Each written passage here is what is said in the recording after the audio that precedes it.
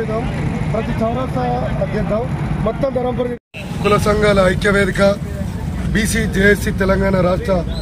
ఐకాసా chairman are Krishnaiah గారు, అలాగే working president Jajula Srinivas Goud అన్ని పార్టీల మద్దతుతో ఈరోజు బీసీల బంద్ను విజయవంతం చేయాలని చెప్పి అన్ని పార్టీలకు ఆదేశించగానే ఇవాళ అధికారంలో ఉన్న కాంగ్రెస్ పార్టీ అయితేంది, కేంద్రంలో ఉన్న బీజేపీ పార్టీ అయితేంది, అదే ప్రతిపక్ష హోదాలో ఉన్న టీఆర్ఎస్ పార్టీ, సిపిఐ, సిపిఎం, అలాగే మందకృష్ణ మాదిగన్న గారు కూడా ఇలా దళిత సంఘాలు, ఇలా సబ్బండ వర్గాలు ఇవాళ బీసీ రిజర్వేషన్లు అమలు చేయాలనే నినాదంతో ఇవాళ బంద్ను ప్రకటించడం జరిగింది. ఇలా అన్ని వర్గాలు ఇలా ఈ బీసీల బంద్ను నిర్ణయించడం ఇది చారిత్రాత్మక నిర్ణయం. ఎందుకంటే ఏ రోజు కూడా ఒక వర్గాని కోసం ఇలా భారతదేశంలో బంద్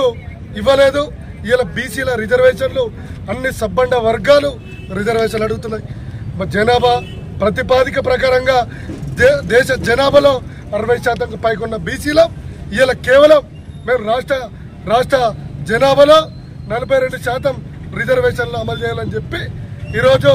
ప్రభుత్వాలు ఒక పారదర్శకంగా ముందుకెళ్లినప్పటికీ కొన్ని చట్టాలలో ఉన్న లసుకులను అగ్రవర్ణాలు అడ్డుకొని వాటి మీద ఇలా చట్టాలను అడ్డు పెట్టుకొని ఇలా బీసీల గొంతును నొక్కే ప్రయత్నం చేస్తున్నాయి. ఇలా బీసీలు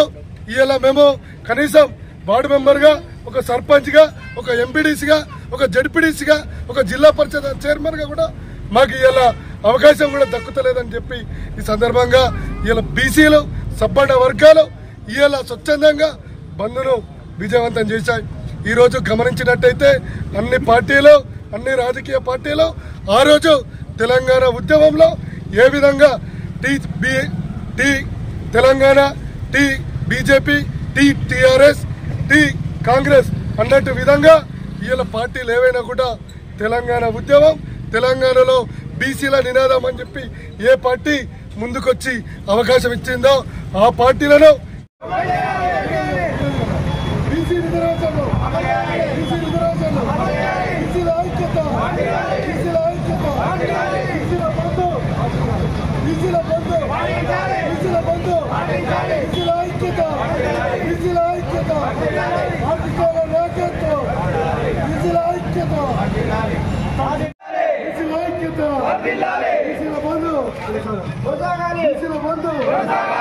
బంధు